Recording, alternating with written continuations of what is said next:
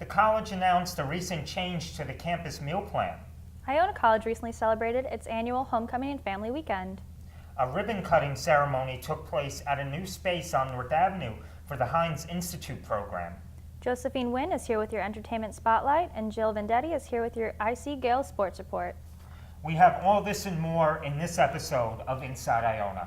Hello everyone and welcome to Inside Iona. I'm Matt Ricker and hosting alongside me today is Simone Guidry. Thanks for having me, Matt. I'm glad to be here. We begin this episode with the most talked about story on campus the past few weeks. The college announced in early October that Westchester Taco Grill and the North Avenue River Deli, also referred to as the Deli Mart, are no longer on our meal plan.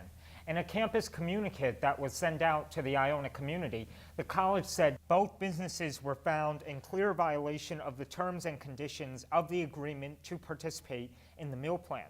Iona College practices a no-tolerance rule when the well-being of our students is concerned. Simone went out and interviewed some students about their thoughts. Hi, I'm Simone Guidry here with ICTV, and I'm standing in front of the Deli Mart, otherwise known as Moe's, which has recently been taken off the meal plan along with Westchester Taco. Students on campus got an email on October 3rd saying that both of the restaurants were in violation of the terms and conditions that they were given, and so they are now no longer on the meal plan. I'm here to find out how the students and Mo feels about being taken off the meal plan. Hi, I'm here with Ashley, who is a sophomore here at Iona. Ashley, how did you feel when you found out that the Deli Mart and Westchester Taco was taken off of the meal plan? I feel very disappointed about it because now I have to spend my regular money there and it really sucks. But it's good that you'd actually want to go to Moe's even though you have to spend your actual money. You have dedication to be going there. Yes, because it's actually the only deli we really have here. So say I want to get like a thing of Oreos, I can't get that anywhere else but at Moe's. So I like that it was really on the meal plan and I could get everything there. I'm here with Orlando, who is a sophomore here at Iona. Orlando, how did you feel when you found out that the Deli Mart and Westchester Taco was taken off of the meal plan? That was a tragedy. I can't even go to Moe's to get a bag of chips. I had to go to Spellman. Spellman's good, but I would like a Philly cheesesteak from Moe's or something in regards to that. I see how it declines. They decline in customers, and I don't stop by as much myself. I'm here with Atira, who is a sophomore at Iona.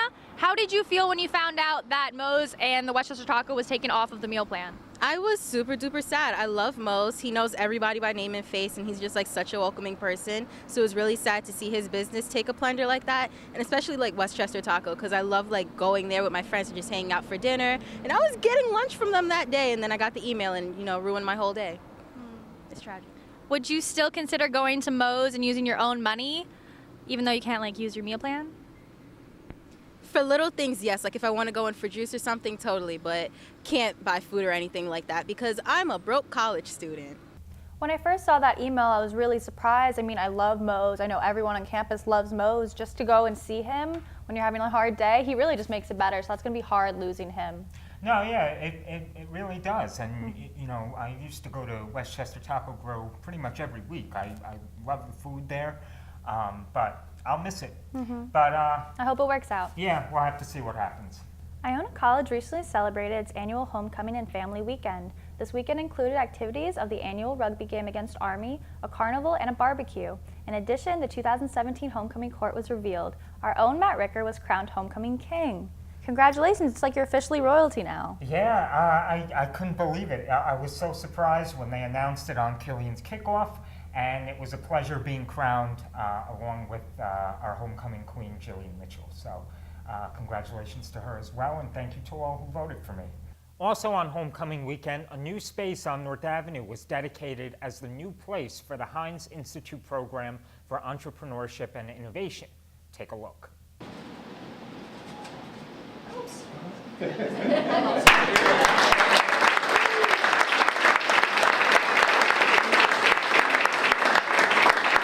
Well, I just think that it goes to show that if you have a good plan, which I think the group under Vin Caluso and Paul Cetera and a couple of us who went on the original task force for this, if you have a pretty good plan from that, which I think we did, a lot of things can be done in a very short amount of time. I think I'm really impressed in particular that this particular center, which is something that other schools don't get to until much later in their program development, that this incubator got put up first. And what I think I'd love to see is the actual expansion of this particular space into the community. I think that will give us a more well-rounded program, and I think that Iona has done a marvelous job so far in following through on what they said. And this space and the reaction to it, I think, is just an example that it will be a transformative change for Iona. Now we turn to Josephine, who has our Entertainment Spotlight report. Thanks, guys. So much has happened in Hollywood from when we last left off, so let's dive right in. Oscar-winning producer Harvey Weinstein has been in deep trouble after sexual harassment allegations that date back to the 1990s. He was forced out of his own company. More than 40 actresses have spoken out, including Angelina Jolie, Gwyneth Paltrow, and Rose McGowan.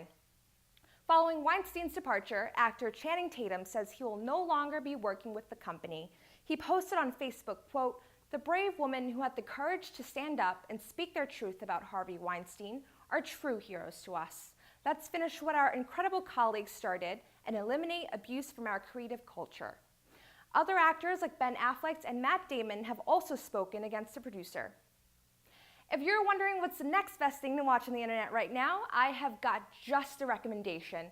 Demi Lovato released her YouTube documentary titled Simply Complicated.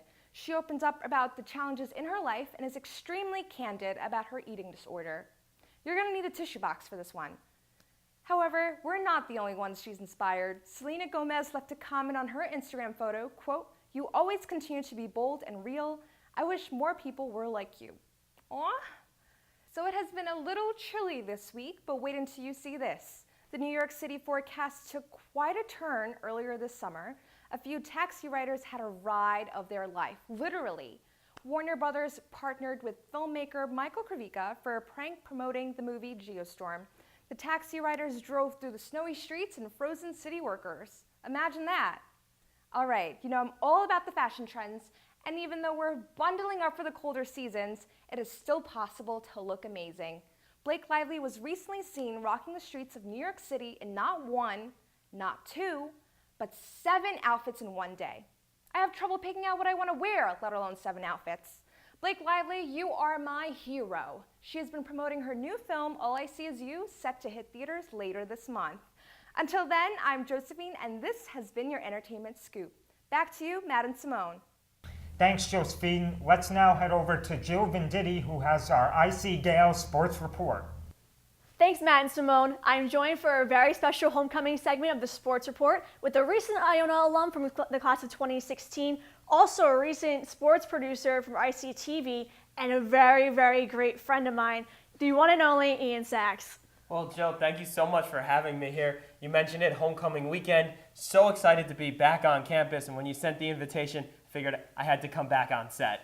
Who else would be better to have than a recent alum? But speaking of homecoming weekend means many reunions with alumni, but it also means one full day of sports. And almost every team in season was home this weekend and ready to play rugby, men's soccer, volleyball, you name it, they played. Speaking of rugby, let's have a very special homecoming report. We've invited alumna Meral Kathwari, who served as the club president for her junior and senior year, to recap the game and talk about the team's 40th anniversary. So let's turn it over to Meral.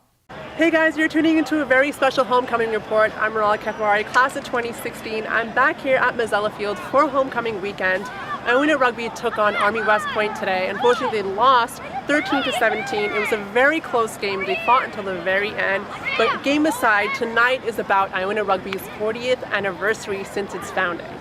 Iona Rugby battled it out tooth and nail once again, playing Army West Point at homecoming, but they fell short in a 17-13 deficit. Iona was able to quickly pick up penalty points within the first 5 minutes of the game, but it was LeVar James who got the crowd rolling with his first half try, bringing the score 10-3, conversion included. Unfortunately, the Gales couldn't answer back when Army scored in the second half. Captain Michael Scarsella says mental mistakes caused the Gales to fall short. I think we were looking ahead a little too much. I think we just needed to stay in the moment and keep possession of the ball.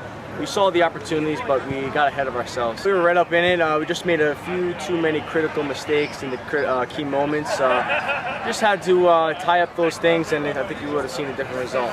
Sophomore 8-man Santi Musco quickly led the charge, posting more penalty kicks in the second half. However, head coach Bruce McLean says the team didn't want to risk taking more penalty kicks that could have been possible to lead to a win due to an injury Musco obtained earlier in the season. Probably some people would say that we didn't take points.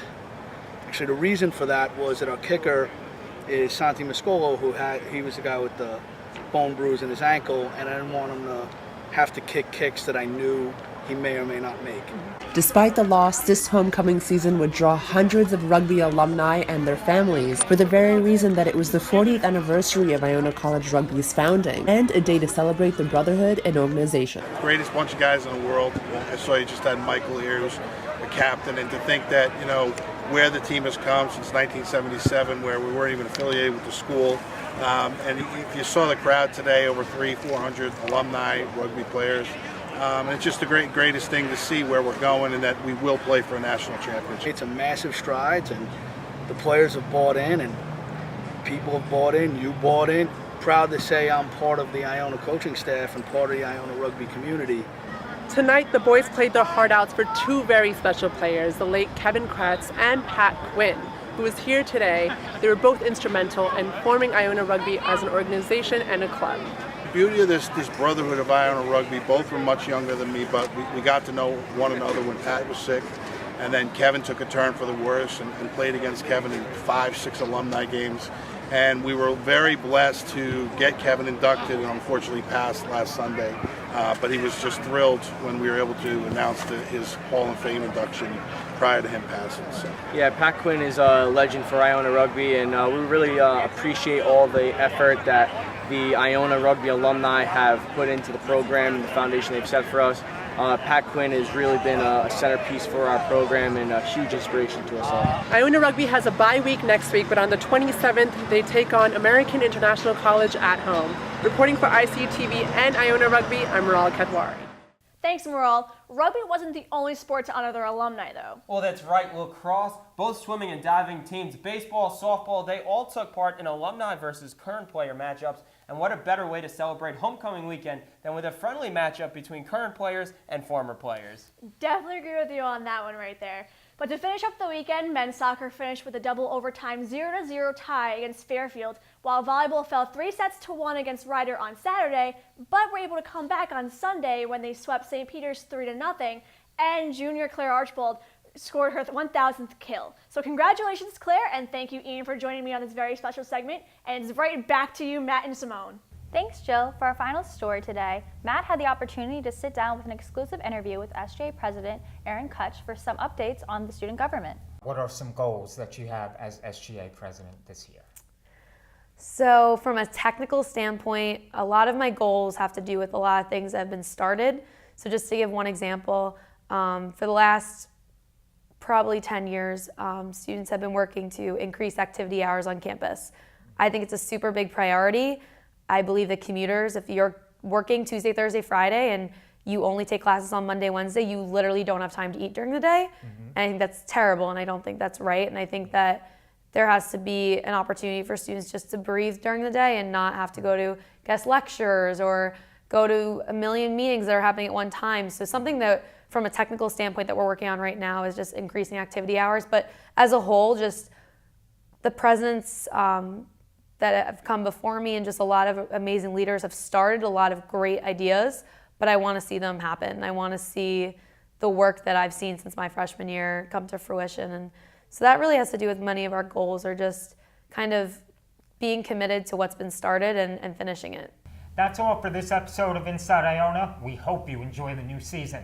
To keep up with what's going on here at Iona College, please like us on Facebook, follow us on Twitter and Instagram, and subscribe to our YouTube page. And a special thanks to Professors Witch and Cohen's classes for the help behind the scenes with this production of the episode. And also thanks to the general members of ICTV. And thank you, Matt, for having me. Happy to have you, Simone, and I hope to do it again soon. For all of us here at ICTV, I'm Matt Ricker. And I'm Simone Guidry. And we'll see you next time.